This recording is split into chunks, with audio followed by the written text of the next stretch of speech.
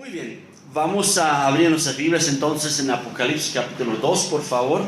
Ya hemos escuchado aquí las palabras que el Señor Jesucristo aquí manda al mensajero, aquí dice ángel, al mensajero, al pastor principal de la iglesia en Pérgamo, y escribe al ángel de la iglesia en Pérgamo, el que tiene la espada aguda de dos filos, dice esto: yo conozco tus obras y donde moras, donde está el trono de Satanás, pero retienes mi nombre y no has negado mi fe, ni aun en los días en que Antipas, mi testigo fiel, fue muerto entre vosotros, donde mora Satanás. Pero tengo unas pocas cosas contra ti, que tienes ahí a los que retienen la doctrina de Balaam, que enseñaba a Balac a poner tropiezo ante los hijos de Israel, a comer de cosas sacrificadas a los ídolos y a cometer fornicación. Y también tienes a los que retienen la doctrina de los Nicolaitas, la que yo aborrezco. Por tanto, arrepiéntete, pues si no, vendré a ti pronto y pelearé contra ellos con la espada de mi boca. El que tiene oído, oiga lo que el Espíritu dice a las iglesias. Al que venciere, daré a comer del maná escondido, y le daré una piedrecita blanca, y en la piedrecita escrito un nombre nuevo, el cual ninguno conoce sino aquel que lo recibe. Amén. Nuevamente observamos aquí cuando leemos el versículo 12, donde es la introducción, donde comienza el mensaje de Cristo a esta iglesia, donde dice: el que tiene, escriba al ángel de la iglesia en Pérgamo, el que tiene la espada aguda de dos filas, dice, ¿no? Entonces, aquí el Señor Jesucristo tiene una presentación un poquito más corta que en los demás mensajes, pero es una, si vamos a ir observando, es una presentación bastante fuerte, poderosa. Algunos hasta la llaman, es una presentación con un toque negativo incluso, ¿no? Pero lo que es la presentación, en primer lugar, es aquí, Jesucristo se presenta aquí aún a la iglesia de Pérgamo como el Señor de señores y el Rey de reyes. Es decir, Él se presenta tal como nosotros debemos recibirlo, creer en Él y cómo debemos obedecerle a Él. Él se presenta aquí con el señorío de Él. Él se presenta aquí con la autoridad máxima. Dice en Mateo 28, toda autoridad, toda potestad me ha sido dada en los cielos y en la tierra. Y tal como Él es el Señor de señores, el Rey de reyes, así se presenta a cada una de las 7 iglesias. Y no debemos tener duda, así se presenta también hoy día a nosotros, y así se presenta también ante nuestras vidas. Amén. Él es nuestro Señor. Él es el Señor de todo el universo, de nuestras vidas, de nuestra familia, de todo lo que somos. Él es nuestro Señor. Amén. Entonces, donde dice aquí en el versículo 12 que Él tiene una espada aguda, vayamos a Apocalipsis 1:16. Porque anteriormente en la presentación general, es decir, la presentación del apóstol Juan mismo describe, tenía en su diestra, viendo al Señor Jesucristo ahí resucitado, glorificado, ¿no? Entonces dice Juan, tenía en su diestra 7 estrellas, ¿no? Eso ya hemos visto, son los 7 pastores de las 7 iglesias.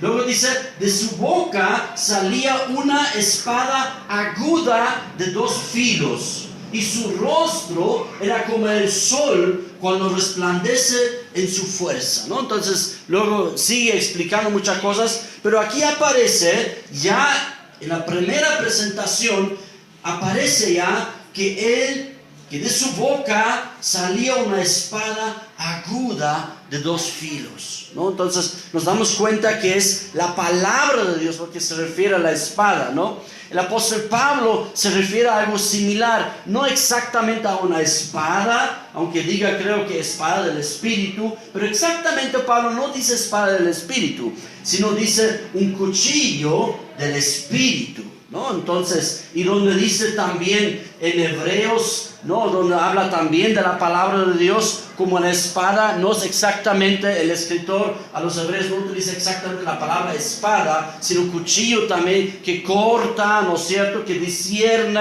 hasta los pensamientos de todos los hombres. Aquí efectivamente Juan, el Señor Jesucristo, está hablando de una espada real, de una espada, así como lo vemos en las películas cuando uno de los reyes saca su espada para luchar. ¿Cómo lo saca? Necesita bastante tiempo, ¿no? Así lo saca, ¿no? Entonces, una tremenda espada que podemos llamarlo hasta un sable, ¿no? La palabra exactamente aquí en griego es la palabra sable, es realmente una espada real, una espada de un rey, una espada enorme, grande, ¿no? Que es además, es muy interesante, dice, de doble filo. Ahora es interesante el término que utiliza aquí el libro de Apocalipsis. Textualmente dice un sable cortante, y mira lo que dice, no exactamente de doble filo, sino de doble ejército. O sea, como para decir que realmente es una espada de doble filo, por supuesto, ¿no? Pero que tiene doble función para luchar. No solamente hacia un lado, por decir, ¿no? Como cuando vamos al campo, ¿no? Sacamos nuestro sable redondo ahí, digamos, ¿no? Y empezamos a sacar lo que es la maleza, ¿no? Entonces tiene un solo filo y ahí se afilan nuestros cuchillos en la casa, tienen un solo filo, ¿verdad? Pero era un sable, una espada de doble filo, de doble ejército, de doble lucha, ¿no? Entonces podía realmente ir matando, digamos, con este sable a la izquierda y a la derecha. ¿Me explico? Eso era lo que salía, eso es la palabra de Dios, eso era lo que salía de la boca de Jesús. Y dice Jesús mismo, yo tengo esta espada aguda, cortante, de doble filo, de doble ejército. Vayamos a Apocalipsis 19, porque ahí el Señor Jesucristo nos da la explicación un poco más exacta, más concreta, a qué se refiere esta espada. Desde el versículo 13 hasta el 16, hablando también del Señor Jesucristo en su venida, estaba vestido de una ropa teñida en sangre. Y su nombre es, ¿qué dice? El Verbo de Dios. Y Juan lo escribió también en mayúsculas, justamente por eso aparece así, para que nos damos cuenta, ¿no? El Verbo de Dios. No está hablando de otra persona. Algunas creen, no, otra vez no, el Verbo de Dios, dice Juan. ¿Y qué escribió Juan cuando él comenzó a escribir su evangelio? ¿Qué dice ahí al comienzo? En el principio estaba el Verbo estaba con Dios, y el Verbo era Dios, ¿no? ¿Y a quién está, de quién está hablando? De nuestro Señor Jesucristo, el Verbo de Dios. Y no es Pablo el que lo dice aquí, no es Pedro, no es otro escritor, es el mismo Juan. Si Juan decía en una parte el Verbo de Dios, ¿a quién se refiere? A Jesucristo. Si Juan lo escribe en Apocalipsis, el Verbo de Dios, ¿a quién se refiere? A Jesucristo, ¿no? Entonces, no debemos confundirnos aquí como hacen algunas personas, sino el Verbo de Dios. Y más todavía el contexto nos damos cuenta realmente es el Señor Jesucristo, ¿cómo no? Y dice, verso 14, y los ejércitos celestiales vestidos ¿de qué? De lino finísimo, ¿qué? Blanco, ¿qué más? Limpio. Le seguían en caballos blancos. Verso 15, de su boca sale una espada aguda. ¿Se recuerdan quién tenía una espada aguda en su boca? Jesucristo, ¿no? De su boca sale una espada aguda. ¿Y para qué? ¿Para qué es? Ahí nos explica, ¿para qué es esta espada aguda? Dice, para herir con ella a las naciones, y él las regirá con vara de hierro, y él pisa el lagar del vino del furor y de la ira del Dios Todopoderoso. Y en su vestidura y en su muslo tiene escrito este nombre. Es ya inconfundible, ¿verdad? ¿Qué nombre tenía escrito? Rey de Reyes y Señor de Señores. Amén. ¿Quién es el Rey de Reyes? ¿Quién es el Señor de Señores? Es nuestro Jesús, nuestro Salvador. Amén. Es Jesús el Mesías, Jesús el Cristo. Entonces, aquí, en primer lugar, nos explica qué es la espada aguda de dos filos. Dice que es el verbo de Dios, es la palabra de Dios y es el verbo de Dios. Amén. Eso es la primera explicación aquí. Luego dice que verso 14, el ejército celestial le sigue. O sea, aquí se muestra Jesús con su espada realmente como con toda autoridad. Viene con todo su ejército. Él va a regresar como Rey de Reyes y como Señor de Señores. Y Él va a establecer su reino. Él va a establecer su señorío absolutamente y sin duda. Amén. Ahora el Señor Jesucristo ha venido a nuestras vidas y desea y quiere establecer su reino, su señorío en mi vida, en tu vida.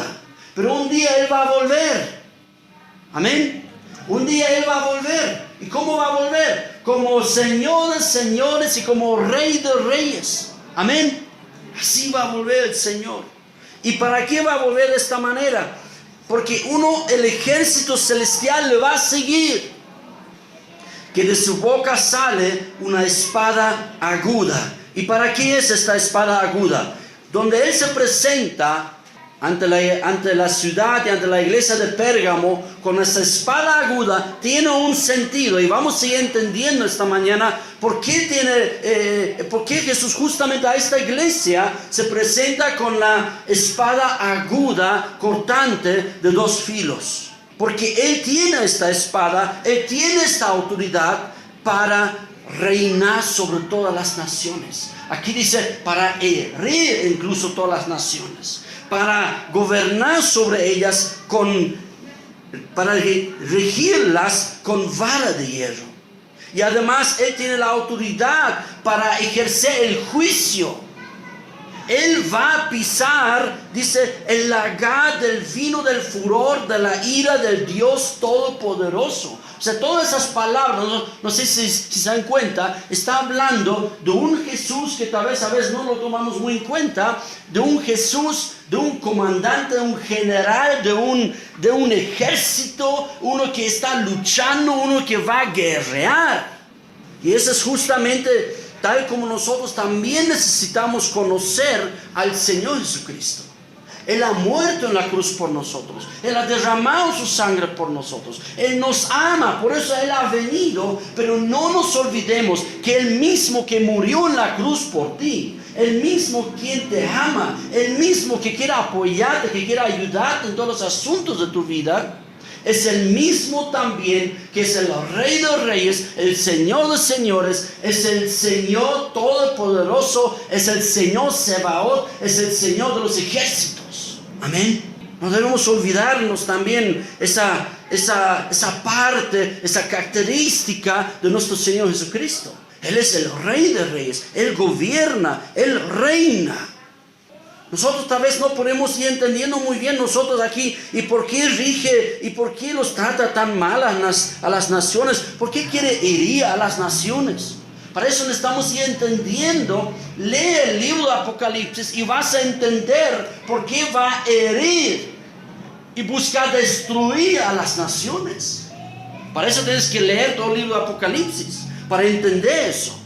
Y el libro de Apocalipsis justamente muestra toda una guerra, más bien en primer lugar, del diablo, del anticristo, de la bestia, en contra de los santos. Amén. En contra del pueblo de Dios. Entonces Él va a luchar, el diablo, y Él va a usar las naciones. Entonces, si al final del libro de Apocalipsis aparece Jesús como el que va a herir y va a destruir y va a traer venganza sobre las naciones, justamente porque nosotros no buscamos venganza. Justamente nosotros no buscamos hacer el mal, sino sabemos un día el Señor va a juzgar. Amén. Yo creo que para nosotros tal vez que no estamos todavía o no estamos en persecución, no estamos siendo perseguidos por nuestra fe cristiana, ¿no? Pero un día, si llegaría ese tiempo que la iglesia sea perseguida por las naciones, yo creo que todos nosotros encontraríamos en esas palabras de Cristo un tremendo consuelo. Aunque me maten hoy día, aunque maten mi familia, el Señor va a juzgar un día a todas las naciones. Y ahí recién entendemos. Claro, mientras estamos bien y todo está bonito y cantamos a Jesús lindo, pero la palabra dice que Dios es un fuego consumidor. Y el apóstol Pablo incluso enseña a los tesalonicenses que ellos estaban sufriendo la persecución, que estaban siendo rechazados, sus bienes confiscados, etcétera, etcétera, expulsados de las sinagogas, expulsados de todo lugar, matados algunos. Y el apóstol Pablo escribe: es justo delante de Dios que a los que os han atribulados en el juicio de Dios, ellos serán atribulados. Esa es la venganza de nuestro Dios. Justamente, no, pero la venganza no es buena. Cuando tú lo haces no es buena. Amén. Cuando tú lo haces no es buena. Pero la venganza es de nuestro Dios. Él es vengativo. Dios es vengativo. Necesitamos entender, Dios es vengativo. Él se va a vengar de las maldades. No debemos confundir. La palabra de Dios es bien clara. Por eso necesitamos conocer al Señor Jesucristo más todavía. ¿Se dan cuenta? Él es el Dios vengativo. Él va a vengar la injusticia que han sufrido sus hijos. Y va a pagar. Vamos a seguir leyendo para que nos demos cuenta.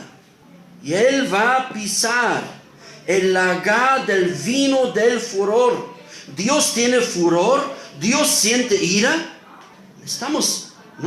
No tenemos que creer en este Dios que la religión nos quiera vender, que nos quiere ofrecer y vender también, por si acaso, ¿no? Porque nos quieren vender a su Dios, por si acaso, ¿no? Entonces, sin embargo, el Dios de la palabra, el Dios que Jesucristo nos ha mostrado y sigue el Espíritu Santo mostrándonos, es Dios de furor, es Dios de ira. No contra ti, no estoy hablando contra ti, pero todos los que escupen a su cara, todos los que blasfeman contra Él, todos los que hacen daño a sus hijos. Si una persona daña a tus hijos, ¿tú sientes ira? ¿Tú sientes furor? Que alguien lastima a tus hijos y de repente mata a nuestros hijos. No sentimos nada. Claro que tenemos que perdonar, pero ese es nuestro primer sentimiento que nos llega. Yo lo perdono nomás, que matar a mis hijos, ni modo. ¿Así sentimos? Yo no creo. Lo primero que sentimos es ira, es furor. Lo que tenemos que aprender es, porque nuestra ira, nuestro furor no es justo, es mezclado con el pecado. Pero nuestro Dios, ¿qué es? El santo, santo, santo, el Dios todopoderoso. Y cuando Él siente ira, cuando Él siente furor, no es en su pecado, porque Él no tiene pecado, es en su santidad. Amén, amén. El Señor Jesucristo va a regir con vara de hierro. Y Él va a pisar el lagar del vino del furor. O sea, Él va a ejecutar. Jesucristo, el que murió por nosotros, por nuestros pecados, es el mismo que va a juzgar a las naciones. Y Él va a ejecutar la ira del Dios Todopoderoso. Y por eso, eso es el Rey de Reyes y el Señor de Señores. Lo que necesitamos entender, Apocalipsis capítulo 2, por favor, donde hemos estado, versículo 12. Cuando Jesús se presenta con la espada aguda de dos ejércitos, de dos luchas, de dos filos, Él está diciendo que Él es el Cristo, es el Rey y Señor. Y el Rey y Señor va a luchar, va a juzgar y va a destruir a todo aquel que busca dañar, lastimar a su iglesia, a su pueblo. La ciudad de Pérgamo. Hoy se llama esta ciudad Bergama. Es una ciudad en la actual Turquía. Y cuando el Señor Jesucristo escribió primero a Éfeso, era la ciudad de esas tres más al sur. Luego escribe a la ciudad de Esmirna, va avanzando 30 kilómetros hacia el norte. Y luego escribe a la ciudad de Pérgamo, sigue avanzando hacia el norte, 80 kilómetros de Esmirna hacia el norte. Lo que hemos compartido la ciudad de la semana anterior, Esmirna, entonces 80 kilómetros hacia el norte. Luego vamos a pasar así, o sea, hemos subido, luego las siguientes 4 vamos a ir bajando, ¿ya? Entonces, esta ciudad Pérgamo ha sido fundada alrededor del 500 antes de Cristo. Como dije, hoy se llama Bergama. Bergama más bien hoy día es una pequeña ciudad, tal vez deberíamos llamarlo un pequeño pueblo, y es administrado dentro de la provincia de Izmir, lo que hemos visto que era Esmirna.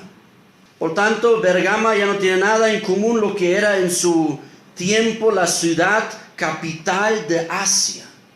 Pérgamo, hace 2000 años atrás, era la capital de Asia. En 3 sentidos era la capital de Asia hace 2000 años. Por un lado, era la capital política de Asia. Y durante más de 250 años, para el Imperio Romano, Pérgamo era la ciudad más importante de las 7 ciudades de lo que vamos a ir observando. Más importante que Éfeso, más importante que Esmirna.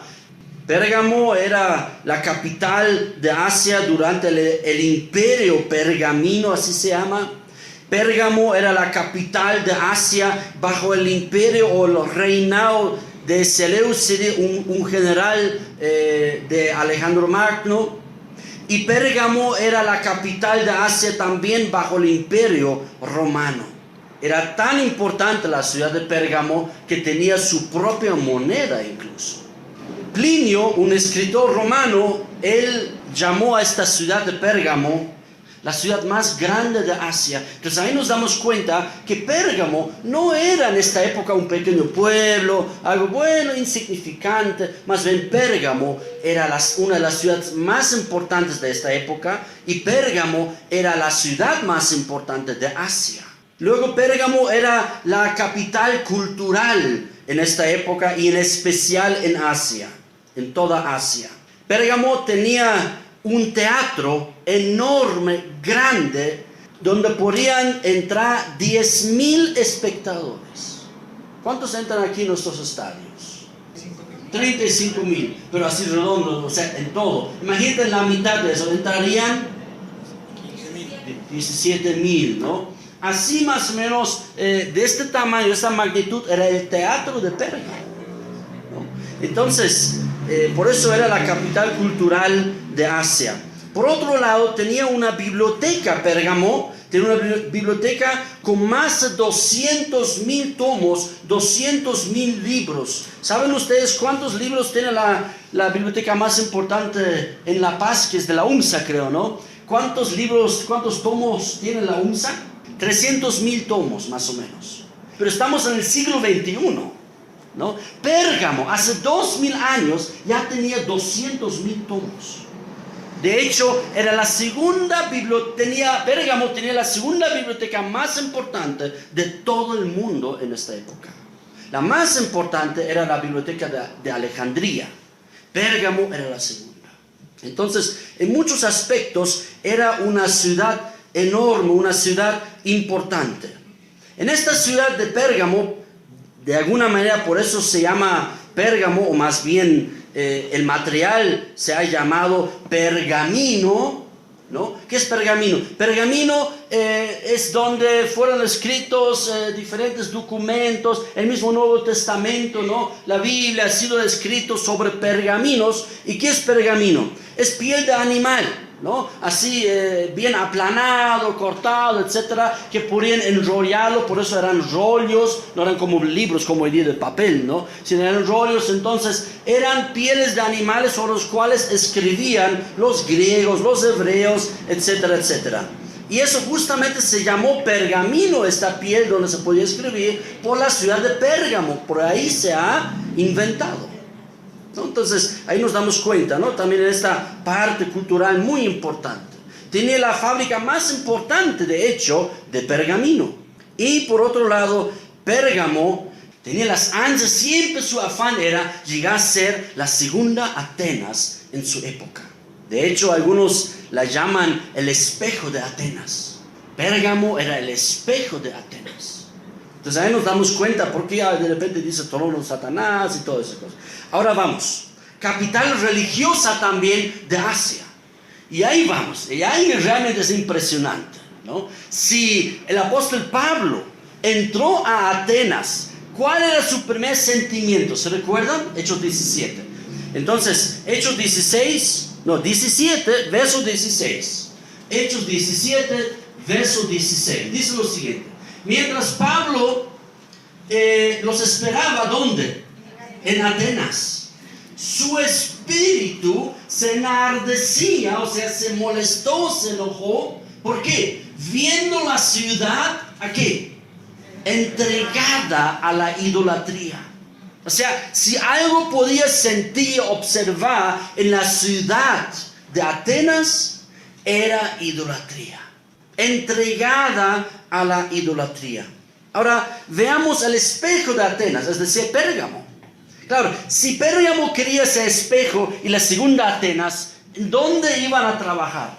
Justamente en esta área, porque eso era importante para Atenas en esta época. De hecho, Pérgamo era la capital religiosa de Asia. Por un lado tenía una importante acrópolis, que le decía ciudad en la altura. O sea, había un cerro grande de 300 metros de altura y sobre ella empezaron a construir las edificaciones más importantes de Pérgamo. Es decir, el centro de Pérgamo estaba ahí encima de este cerro que se llamaba Acrópolis. ¿Qué tenía Atenas? Su acrópolis también, ¿no? Y la más importante acrópolis justamente tenía Atenas. Y la segunda importante era Pérgamo. Se realizaba en esta acrópolis, en ese centro de Pérgamo, muchos cultos. He encontrado los siguientes. Estudiando la ciudad, uno se da cuenta todos los cultos que ellos realizaban, toda la adoración que ellos realizaban. Ya nos damos cuenta, quiero que pongas en tu mente, ¿por qué dice trono de Satanás? ¿Por qué dice donde mora Satanás? En la ciudad de Pérgamo tronaba, gobernaba y reinaba Satanás. Eso dice Jesús. ¿Por qué lo dice? Escuchen. Pérgamo tenía culto a la Atenea, que era la diosa e hija de Zeus. Pérgamo tenía culto al mismo Zeus, que era el dios más importante de la mitología griega. Pérgamo tenía culto a Deméter, que era la hermana de Zeus, diosa de la vida, diosa madre. Pérgamo tenía culto a la diosa Hera, era otra hermana de Zeus, y diosa de los celos y la venganza. Ahora nos damos cuenta por qué Jesucristo se muestra a la ciudad de Pérgamo también con venganza y con lucha, ¿no? Porque adoraban en esta ciudad a la hermana de Zeus, es decir, a Hera, diosa de la venganza. En esta ciudad adoraban al mismo tiempo a Dioniso, que era hijo de Zeus y dios del vino. Adoraban y hacían culto a Asclepio, que era el dios de la medicina. Y el antiguo juramento médico, hoy día lo han cambiado, lo han renovado, pero el antiguo juramento médico era en honor a este dios. De hecho, el símbolo siguen utilizando la medicina, ¿sí o no? ¿Cuál es el símbolo de la medicina?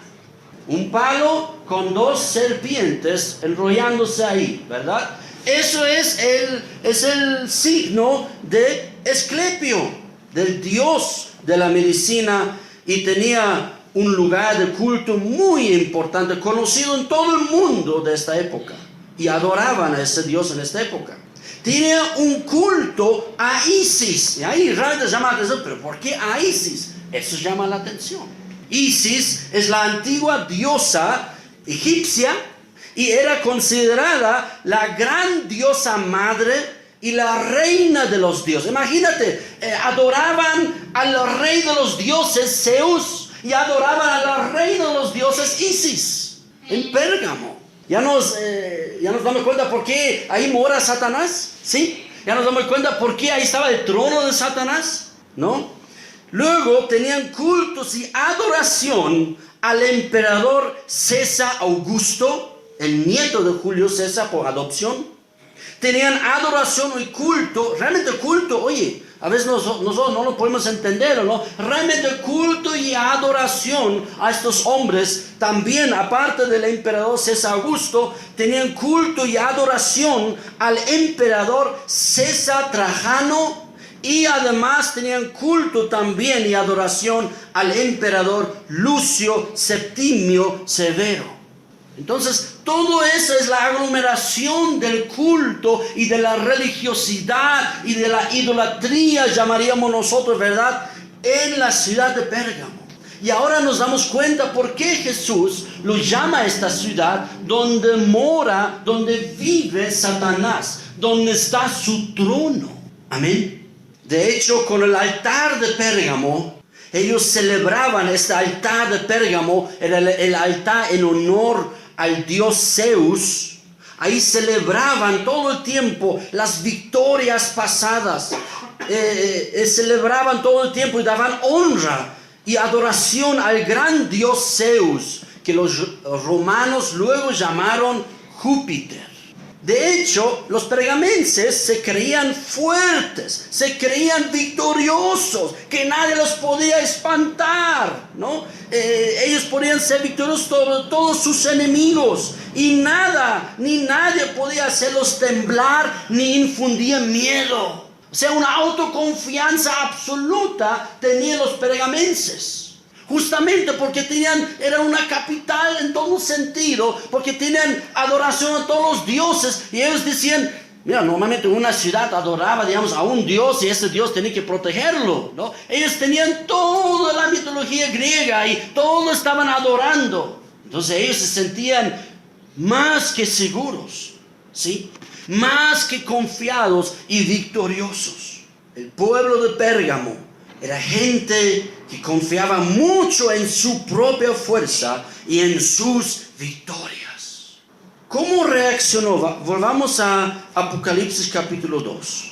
La iglesia en esta ciudad entregada igual que Atenas a la idolatría y a muchas otras cosas también, a la fornicación, a la borrachera, porque por eso es el dios Dioniso. ¿Cómo reaccionaba la iglesia frente a estas amenazas espirituales, culturales, etcétera? Y eso es importante. Amén. Entonces, la iglesia, dice el Señor Jesucristo, reaccionaba de esta manera. Dice en el versículo 13, yo conozco tus obras y dónde moras, dónde vives. ¿Y dónde vive? ¿Dónde está el trono de Satanás? Pero ¿qué reacción tenían ellos? ¿Cómo ellos trataron todo ese tema? Dice el mismo Señor Jesucristo, aunque ellos vivían donde está el trono de Satanás, ellos retenían su nombre. Amén. Ellos retenían su nombre, el nombre de Cristo. Dice, pero retienes mi nombre y no has negado mi fe. O sea, aunque habían tantas amenazas espirituales ahí, desde afuera, tantas amenazas donde mismo Satanás está entronado y reinando y morando, dice Jesús, donde el mismo Satanás estaba ahí, ellos no negaron la fe del Señor Jesucristo. Y aún en un momento muy crítico, menciona aquí el Señor Jesucristo, hubo un momento muy crítico. No sabemos muy bien qué momento era, en qué tiempo era y qué persona, pero creo que cuando escucharon ellos este acontecimiento, se dan cuenta, realmente había un momento muy crítico para la iglesia, muy complicado, de mucha persecución contra la iglesia de Pérgamo, pero ni en ese tiempo ellos negaron la fe en el Señor Jesucristo. Ni en ese tiempo ellos abandonaron al Señor Jesucristo. Y dice, y no has negado mi fe, y dice Jesús, ni siquiera, ni aún en los días en que Antipas, mi testigo fiel, que le hicieron, fue muerto. O sea, ha muerto bajo la persecución de la religión posiblemente, del imperio posiblemente. Entonces, Antipas, un discípulo de Cristo, un fiel testigo del Señor Jesucristo, ha muerto. Y en estas épocas, en esos momentos muy difíciles, ustedes igual han sido fieles. Amén. Y fue muerto entre vosotros. Uno de ustedes, está diciendo Jesús. Y repite Jesús, eso es sorprendente. Donde mora Satanás. Entonces, realmente fue una iglesia, yo lo he llamado así, la iglesia de primera fila, de primera confrontación espiritual. Una iglesia luchadora, una iglesia que estaba en la guerra espiritual, una iglesia que se mantenía fiel, una iglesia que se apartó de toda idolatría. Amén. Eso está diciendo el Señor. Una iglesia que realmente seguía fiel al Señor Jesucristo. Donde mora, donde vive Satanás. Donde Satanás estaba gobernando y ejerciendo su poder. Ellos estaban en la lucha en primera fila y estaban venciendo al enemigo de afuera. Dile a que está a tu lado, vencieron al enemigo de afuera. Entonces, ahí estaban luchando y estaban realmente ser victoriosos por la gracia del Señor, por la fe, por la fidelidad que ellos tenían al Señor Jesucristo. Muchos se han preguntado, ¿qué quiere decir el trono de Satanás? ¿Dónde está el trono de Satanás en la ciudad de Pérgamo? Y voy a resumir un poquito a lo que hace referencia el Señor Jesucristo aquí al trono de Satanás. Creo que ya nos hemos dado cuenta, trono de Satanás es porque había toda esta idolatría, amén. Había todo este culto a todos los ídolos, dioses en minúscula, etcétera, etcétera. Pero efectivamente había un altar de Zeus. Un altar que tenía una forma realmente como una silla. Un altar donde él, ese Dios mayor de todos los griegos, ¿no? Y de todos los dioses griegos, era adorado y era hecho culto para él. Este altar de Zeus se ha encontrado en el siglo XIX, finales del siglo XIX. Un alemán lo ha encontrado, el altar de Zeus. Y lo ha llevado a Alemania, lo ha llevado a la ciudad de Berlín. Y ahí está, hoy día el altar de Zeus está en el Museo de Pérgamo. Y cuando tú entras, ahí está el altar enorme. De 36 metros por 35 metros. O sea, es una construcción impresionante en el sentido de construcción. Grande, enorme. Y ahí adoraban al Dios Zeus.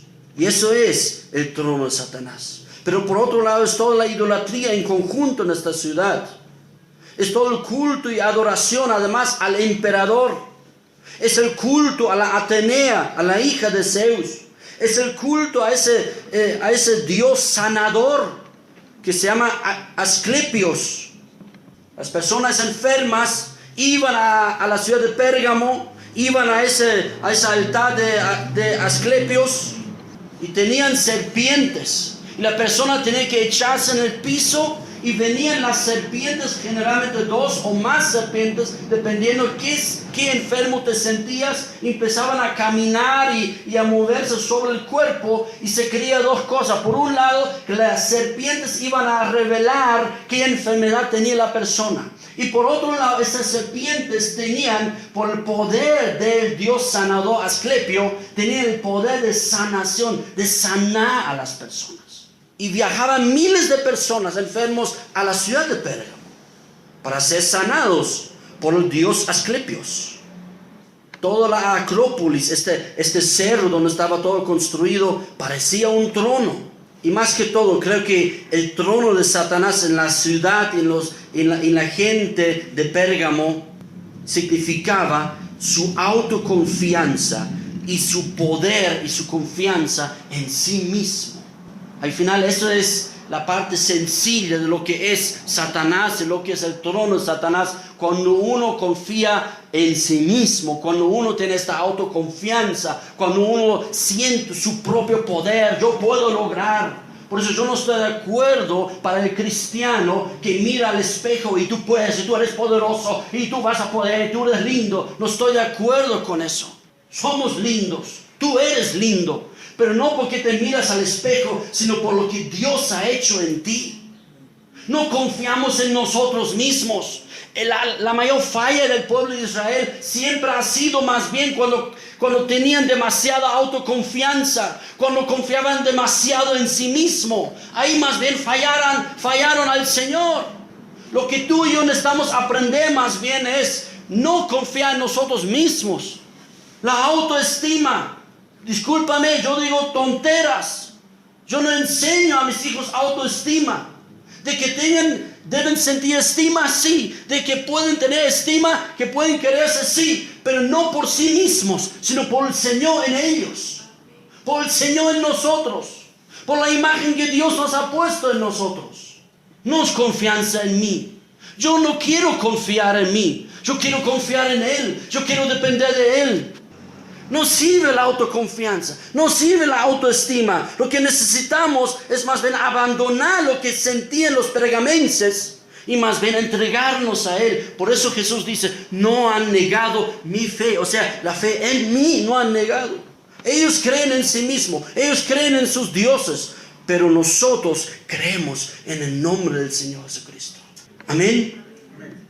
Y es por eso que estos hermanos en la ciudad de Pérgamo habían vencido al enemigo de afuera, es decir, a Satanás. ¿Por qué? Porque guardaban fielmente el nombre de Cristo, no negaron la fe en Cristo y estaban dispuestos, tal como Antipas, el testigo fiel de Cristo, estaban dispuestos a morir por la fe. No hay problema. Ellos rehusaron adorar a Zeus. Ellos rehusaron adorar al emperador. Ellos no buscaron al dios Asclepios cuando estaban enfermos. Ellos no confiaron en sí mismos. Y el resultado de la persecución, lo que ellos tenían que sufrir de repente era efectivamente los bienes de los hermanos de Pérgamo fue confiscado, han sido expulsados y algunos murieron en el nombre de Jesús. Vayamos al versículo 14 y 15. Sin embargo, hay algunas cosas no estaban bien en esta iglesia. Si terminaríamos ahora la prédica, ¿verdad? Como que, wow, qué tremenda iglesia de Pérgamo, ¿sí o no? ¡Qué tremenda! Quisiéramos una iglesia así, claro, ¿cómo no? ¡Wow! Una iglesia que es victoriosa contra Satanás, ¡wow! Contra toda idolatría, contra todas las amenazas de afuera. El problema de la iglesia de Pérgamo era lo de adentro. Y ahí dice el Señor Jesucristo en el versículo 14 y 15, ellos eran victoriosos contra el enemigo de afuera, pero no contra el enemigo desde adentro. Entonces dice el verso 14, pero tengo unas pocas cosas contra ti. ¿Y qué había? Que tienes ahí, en medio de la iglesia, no en la ciudad, ¿no? Sino en medio, que tienes ahí a los que retienen la doctrina de Balaam, que enseñaba al rey Balac a poner tropiezo ante los hijos de Israel, a comer de cosas sacrificadas a los ídolos y a cometer fornicación. Y también tienes a los que retienen la doctrina de los nicolaitas. ¿Y qué siente Jesús con esa doctrina de los nicolaitas? La que yo aborrezco. ¿Aborrece Jesús algunas cosas? A veces pensamos Jesús solo amor. Jesús también aborrece ciertas cosas. Y una de ellas es justamente la doctrina de Balaam, la doctrina de los nicolaitas, la falsa doctrina, la mentira. Lo aborrece Jesús. Amén. ¿Qué problema tenía en medio, no de todos, pero algunos en la iglesia de Pérgamo? El problema era que ellos toleraban a esas personas. No, de repente toda la iglesia estaba entregada a la doctrina de Balaam. No, toda la iglesia estaba entregada a la doctrina de los nicolaitas y cometían fornicación y cometían ahí comiendo las cosas sacrificadas a los ídolos. Sino que había algunos y la iglesia y los pastores de la iglesia toleraban sin llamar al arrepentimiento. Eso era el problema de la iglesia de Pérgamo. Y ahí la iglesia de Pérgamo demuestra la posibilidad de que una iglesia puede ser muy victoriosa en unas cosas, puede ser muy victoriosa en contra de las evidentes luchas de Satanás, puede ser victoriosa, y al mismo tiempo perder o ceder ante la lucha de las batallas que de repente no son tan evidentes de Satanás en medio nuestro. Es decir, pierde y cede la lucha ante las artimañas del error, ante las falsas doctrinas adentro. Ellos se confiaban de repente, mientras no adoramos a Zeus, mientras no adoramos al emperador, mientras no hagamos cosas y en medio nuestra hay una persona, ni modo. Ahora, ¿cuál es el problema? Como dice Jesús, falsa doctrina de Balaam, falsa doctrina de los nicolaitas, esto va a empezar a trabajar en medio de la iglesia. Eso es el problema. Ellos no se van a quedar callados, por eso se llama doctrina. No que ellos sentían algunas cosas erróneas, sino tenían doctrina, o sea, estaban enseñando los errores de Balaam, estaban enseñando las falsedades de los nicolaitas. La iglesia de Pérgamo nos muestra que una iglesia puede estar muy fuerte en la guerra espiritual, pero débil en las batallas de la carne que no sabe enfrentar. Eso era el problema de la iglesia de Pérgamo. ¿Qué diríamos nosotros hoy día, verdad? O sea, la iglesia de Pérgamo es una tremenda iglesia. Pero el Señor Jesucristo mira y observa. Hay unas cosas no están bien en medio de ustedes. Vayamos a 2 Pedro, por favor, capítulo 2. 2 Pedro, capítulo 2, versículo 12. Pero estos, hablando más de cosas que no entienden, son justamente los que siguen la doctrina de Balaam. Dice, pero estos, hablando mal de cosas que no entienden, dice el apóstol Pedro por el Espíritu Santo, como animales irracionales, nacidos para presa y destrucción, perecerán en su propia perdición. Verso 13. ¿Qué es la doctrina de Balaam?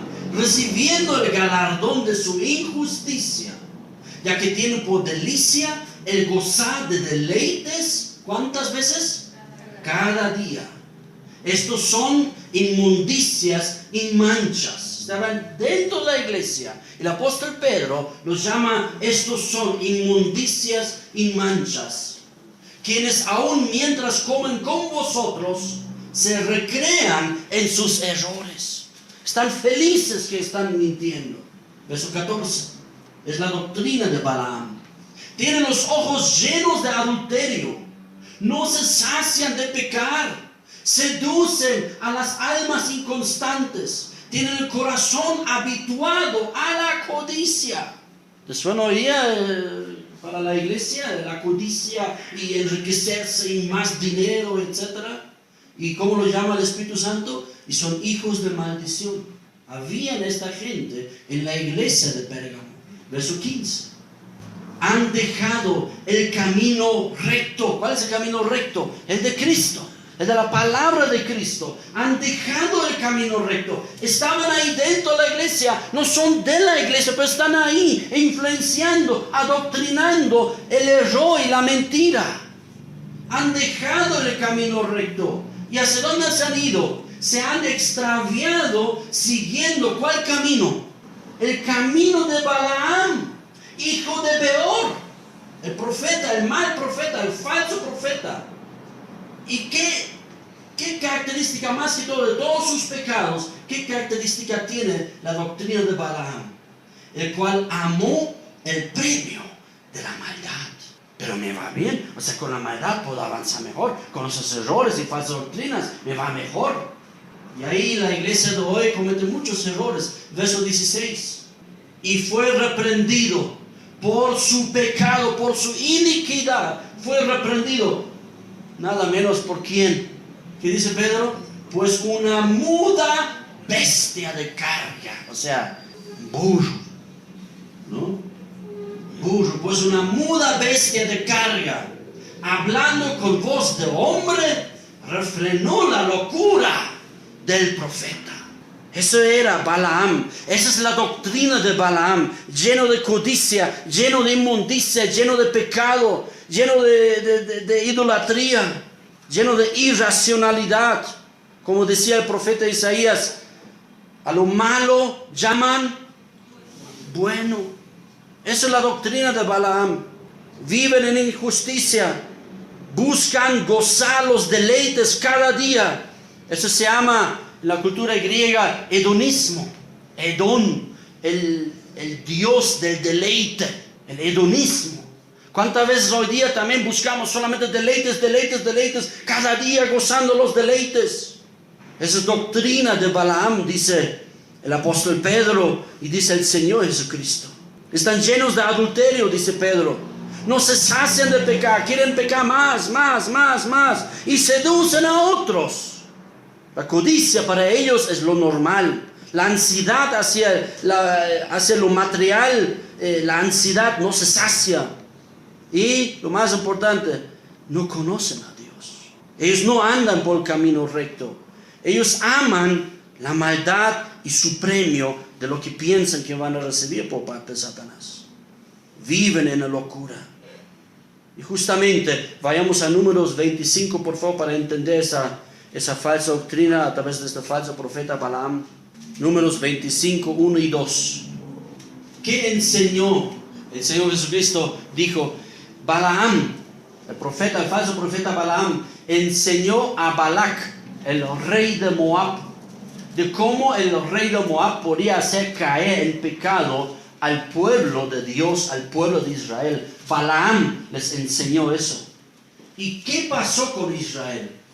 Moraba Israel en Sittim. Y el pueblo, ¿qué empezó a hacer? Empezó a fornicar con las hijas. ¿Con quiénes?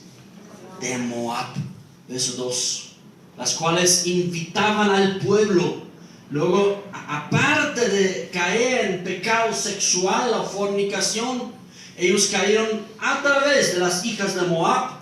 A esas señoritas, dice, pueblo, invitaban también al pueblo, ¿a qué? A los sacrificios de sus dioses. Y el pueblo comió y se inclinó a sus dioses. Esa es la doctrina de Balaam. Y eso está observando el Señor Jesucristo en la iglesia de Pérgamo. Que la iglesia de Pérgamo estaba tolerando, que estaba permitiendo que habían algunas personas que no solamente tenían la doctrina de Balaam, porque doctrina no solamente para tenerlo, sino enseñaban la doctrina de Balaam. Y el pastor de Pérgamo y los demás hermanos fieles al Señor Jesucristo no decían nada. Tal vez pensaban, no, es que no hay que juzgar, es que hay que amar, hay que perdonar. En primer lugar, cuando estamos frente al pecado, que hay que llamar al arrepentimiento. Amén.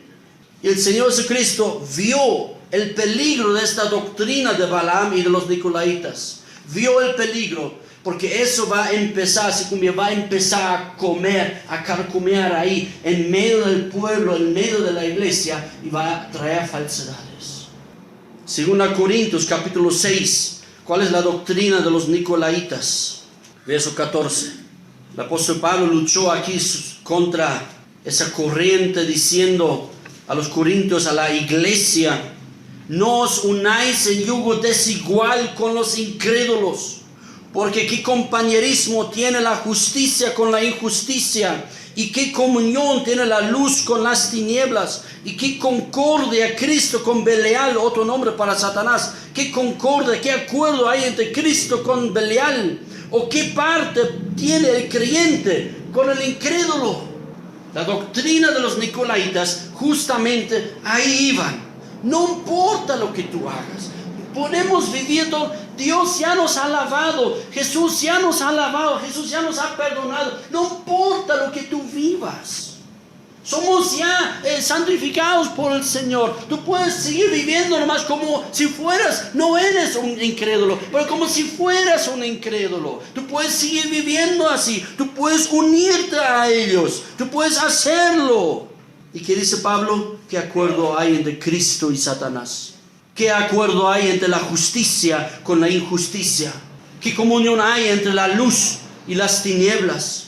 Donde llega la luz, las tinieblas tienen que irse y no mezclándose. Amén. El problema de la doctrina de los nicolaitas era la mezcla, el mezclarse. Los nicolaitas eran un grupo permisivo. Sigamos avanzando aquí, verso 16. ¿Y qué acuerdo hay entre el templo de Dios y los ídolos? Porque vosotros sois, ¿qué cosa? Nosotros somos, dice Pablo, vosotros sois el templo del Dios viviente. Como Dios dijo, habitaré y andaré entre ellos y seré su Dios y ellos serán mi pueblo. Por eso somos el templo de Dios, porque Dios está en medio nuestro siempre y cuando nosotros abandonamos el mundo y el pecado y todas esas cosas. Verso 17, por lo cual, ¿cuál es la recomendación de Dios? Por lo cual, salid del medio de ellos y apartaos, dice el Señor, y no toquéis lo inmundo, y yo os recibiré, y seré para vosotros por padre, y vosotros me seréis hijos e hijas, dice el Señor Todopoderoso.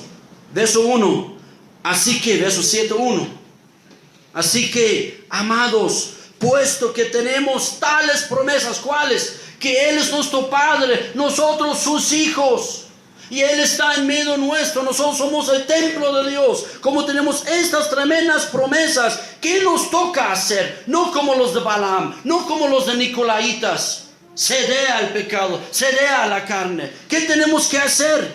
Limpiémonos de toda contaminación de carne y de espíritu, perfeccionando la santidad en el temor a Dios. Nosotros somos llamados a perfeccionar la santidad, no a ceder. Especialmente cuando ya somos cristianos a veces muchos años, de repente como que, Señor, como me he esforzado tanto tiempo, creo que un poquito puedo ceder. Yo creo que soy más santo que muchos otros, un poquito puedo ceder nomás, ¿verdad, Señor? ¿Me das permiso? Doctrina nicolaita.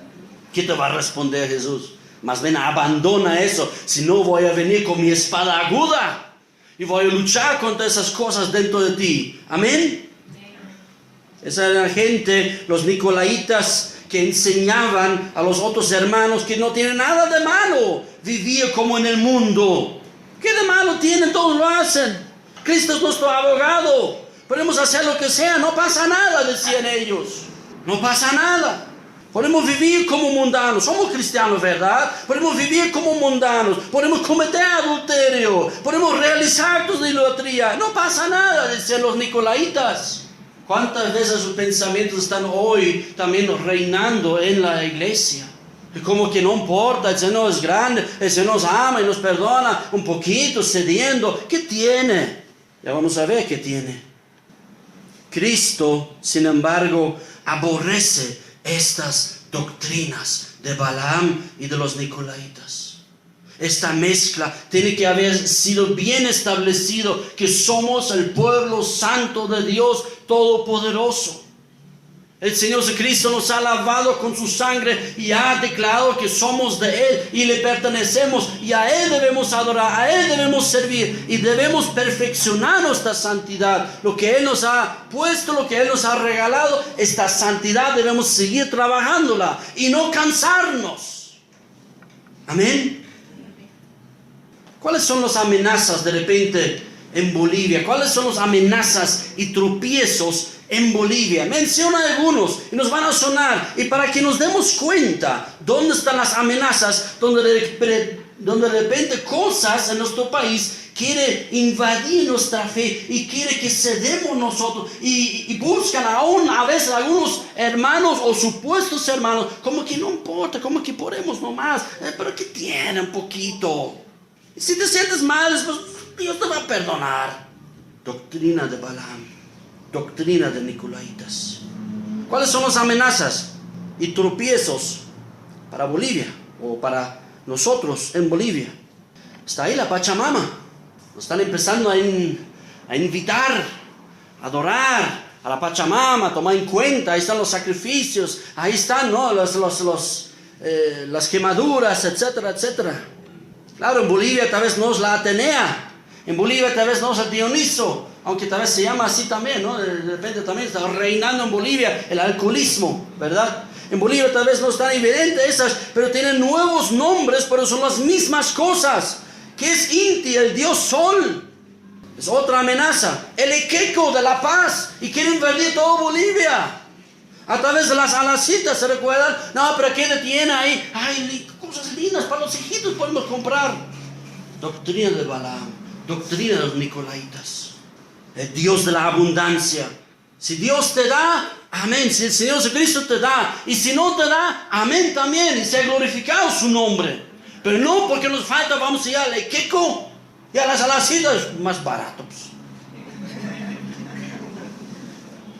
Dile a que está a tu lado, no te mezcles con el mundo.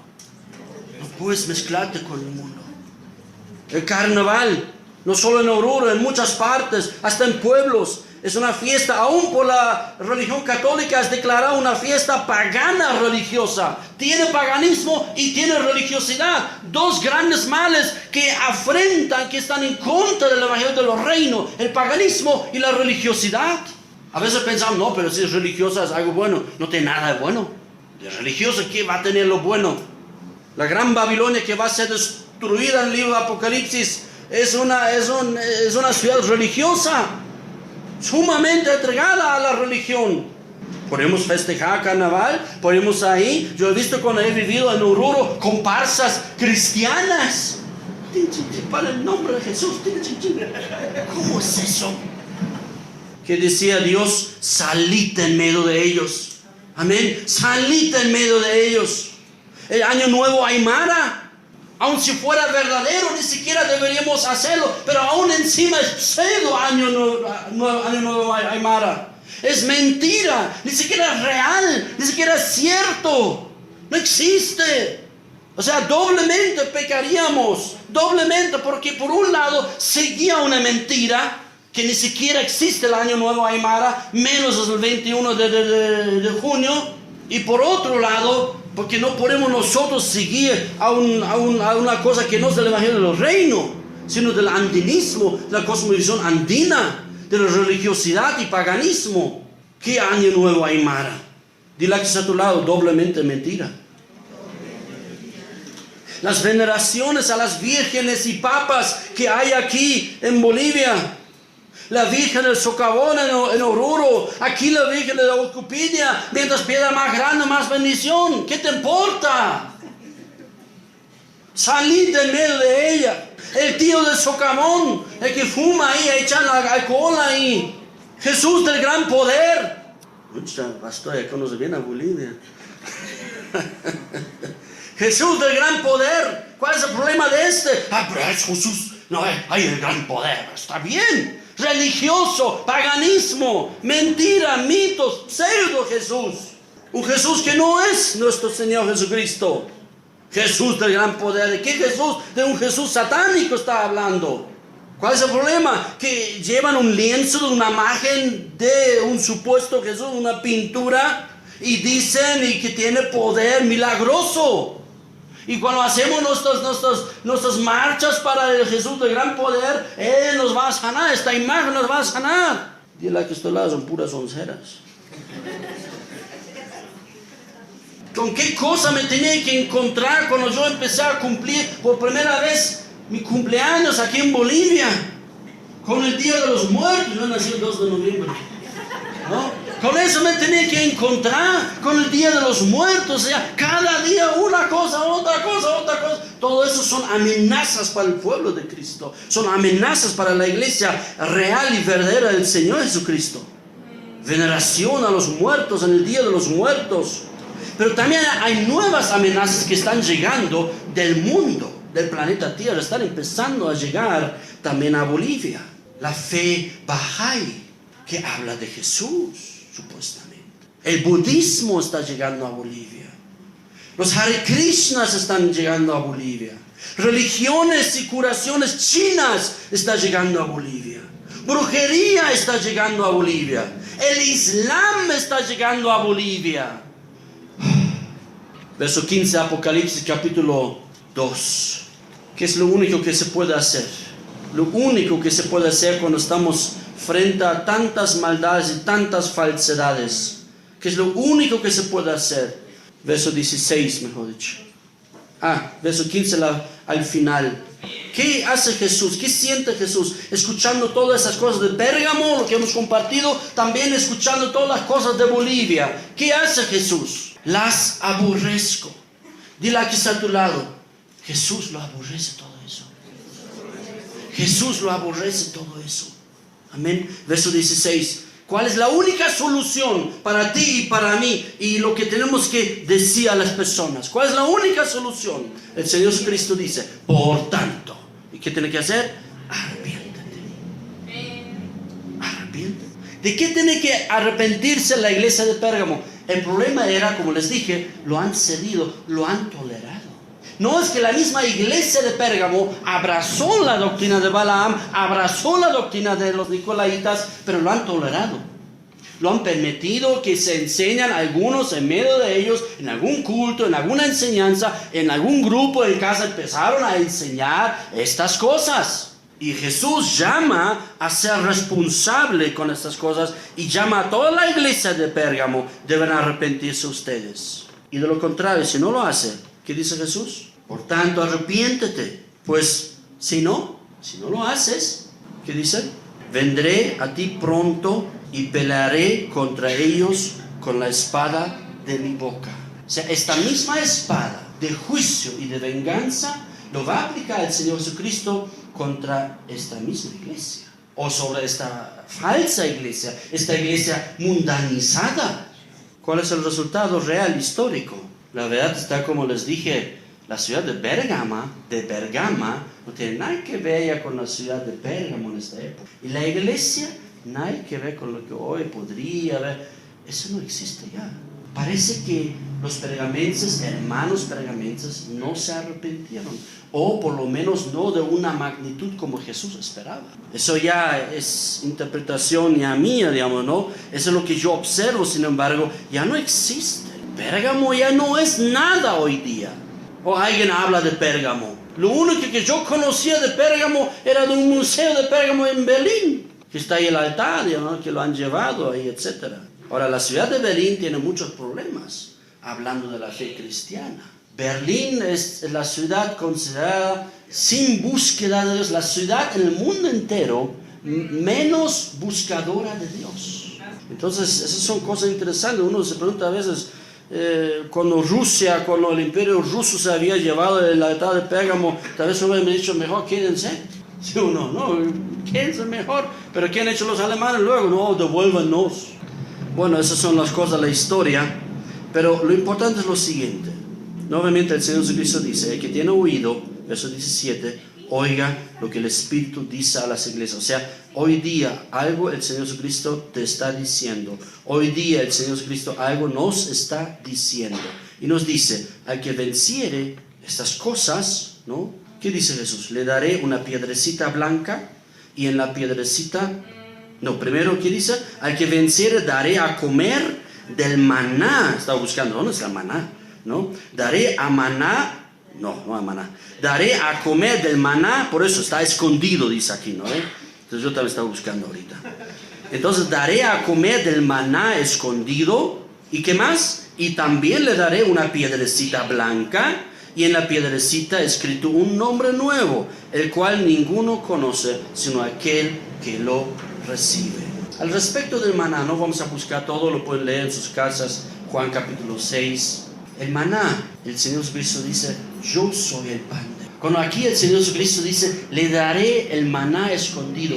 No el mismo maná que comieron los israelitas en el desierto, sino el maná escondido es Cristo, es su presencia, es Él mismo. Amén. Y cuando habla aquí de la piedrecita blanca, es la pertenencia a Cristo. Es cuando uno recibe el nuevo nombre, uno pertenece a Cristo. Y es una tremenda recompensa si nosotros luchamos, si nosotros salimos de estas cosas, lo que hemos escuchado en esta mañana, si nosotros realmente nos comprometemos con el Señor empezamos a ser victoriosos, a ser luchadores de los enemigos de afuera y aún de los enemigos de adentro. Si somos victoriosos, el Señor Jesucristo, en otras palabras, nos promete intimidad e identidad. Intimidad es: yo soy el pan. El que come de mí, entonces yo estaré con él, dice Jesús. Yo soy el pan de vida. Él es el verdadero maná. Es la intimidad. Y la identidad, un nuevo nombre. Claro, el Señor Jesucristo nos da un nuevo nombre. Y el nuevo nombre es Cristo en nosotros. Yo tengo mi nombre, tú tienes tu nombre. Pero lo que más tenemos que enfocar, lo que más importante no es quién eres tú, sino quién eres en Cristo. El apóstol Pablo decía: ya no vivo yo, sino Cristo vive en mí. Yo ya no importa, dice Pablo, Cristo vive en mí. Lo que importa ahora es el nombre de Cristo en mi vida. Amén. Nos pongamos de pie, por favor. Señor, te damos muchas gracias en esta mañana. Gracias, Señor, por tu santa palabra.